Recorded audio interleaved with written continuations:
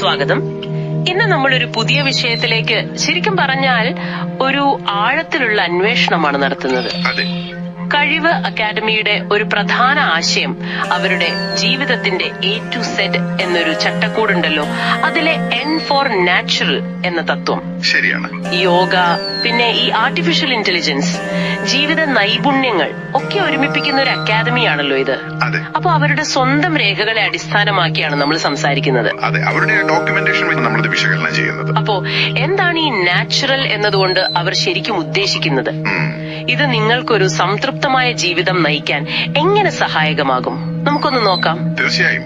ഈ കഴിവ് അക്കാദമിയുടെ ലക്ഷ്യം തന്നെ സമൂഹത്തിലെ പ്രശ്നങ്ങൾ ആദ്യം കണ്ടെത്തുക എന്നതാണ്. അത് AI സർവേകളിലൂടെയാണോ? അതെ, പ്രധാനമായും AI സർവേകളിലൂടെ പ്രശ്നങ്ങൾ തിരിച്ചറിയുക, എന്നിട്ട് അവ പരിഹരിക്കാനുള്ള കഴിവുകൾ ആളുകൾക്ക് കൊടുക്കുക, അങ്ങനെ സമൂഹത്തെ സേവിക്കുക. ഇതാണ് അവരുടെ ഒരു രീതി. മനസ്സിലായി. അവരുടെ ഈ പേരിൽ തന്നെയുണ്ട് കഴിവ്. അതായത് knowledge, action, seal, harmony, insight, virtual, enjoyable. ഇതിന്റെയൊക്കെ ഒരു കൂട്ടായ്മ. കൊള്ളാം. അതിന്റെ ഭാഗമായിട്ടാണ് ഈ A-Z ഓഫ് ലൈഫ് എന്നൊരു പരിശീലന പദ്ധതി വരുന്നത്. ഇത് യോഗയുടെ അടിസ്ഥാന തത്വങ്ങളെ ഉൾക്കൊള്ളുന്നുണ്ട്. അതിലാണ് ഈ N ഫോർ നാച്ചുറൽ ഉള്ളത്. അപ്പോ N ഫോർ നാച്ചുറൽ, ഇത് കേൾക്കുമ്പോ നമ്മൾ ആദ്യം ഓർക്കുന്നത് ചിലപ്പോ കാടും പുഴയും ഒക്കെ ആവും, അല്ലേ? സാധാരണ അങ്ങനെ ഒരു ചിന്ത വരും.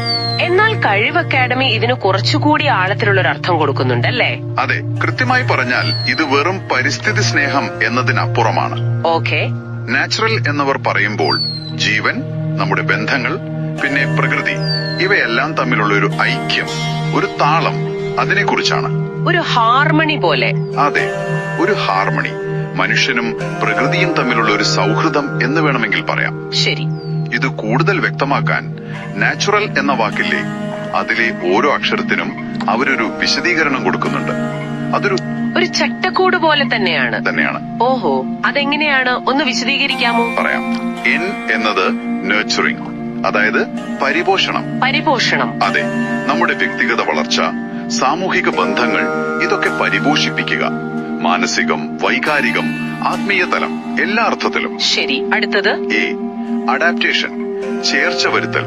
പ്രകൃതി എപ്പോഴും മാറിക്കൊണ്ടിരിക്കുകയല്ലേ? അതെ.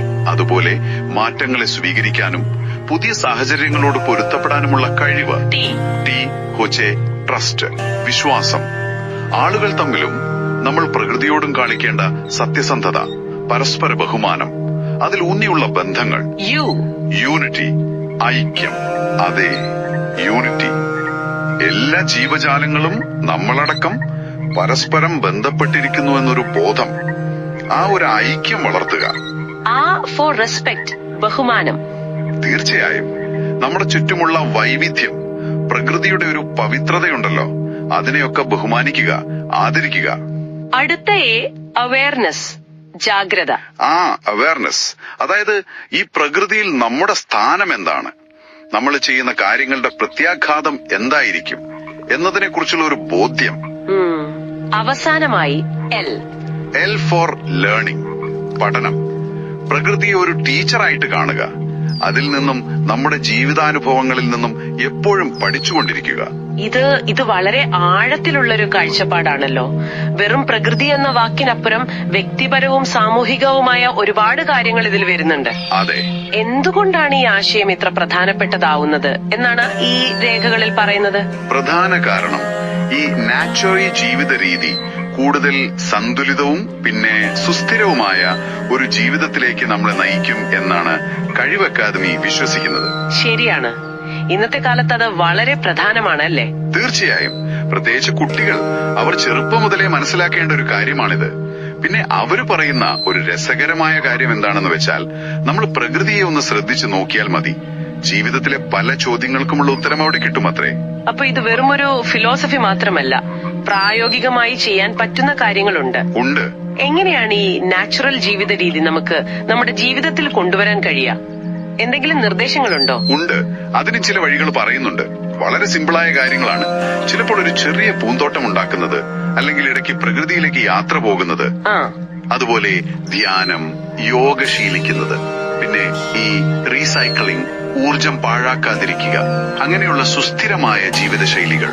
അതൊക്കെ പരിസ്ഥിതിയുമായി ബന്ധപ്പെട്ട കാര്യങ്ങൾ. അതെ, അതോടൊപ്പം തന്നെ നമ്മുടെ ബന്ധങ്ങൾ, കുടുംബം, സുഹൃത്തുക്കൾ അവയൊക്കെ ശക്തിപ്പെടുത്തുക, വ്യത്യസ്ത ചിന്തകളെയും സംസ്കാരങ്ങളെയും ബഹുമാനിക്കുക. ഓക്കെ. സമൂഹത്തിന് നമ്മളെ കൊണ്ട് പറ്റുന്നത് ചെയ്യുക. പിന്നെ ചുറ്റുമുള്ള നല്ല കാര്യങ്ങൾക്ക് ഒരു നന്ദി, ഒരു കൃതജ്ഞത ഉണ്ടാവുക. ഇതെല്ലാം ഈ നാച്ചുറൽ ജീവിതത്തിന്റെ ഭാഗമാണ്. അപ്പോ ഇതൊക്കെ നമ്മളെ കൂടുതൽ ഉത്തരവാദിത്വമുള്ളവരാക്കും, അല്ലെ? തീർച്ചയായും, അതാണ് ലക്ഷ്യം. ഈ നാച്ചുറൽ എന്ന ആശയവും യോഗയും തമ്മിലൊരു ബന്ധമുണ്ടെന്ന് നേരത്തെ പറഞ്ഞല്ലോ. കഴിവ് അക്കാദമി അതെങ്ങനെയാണ് കാണുന്നത്?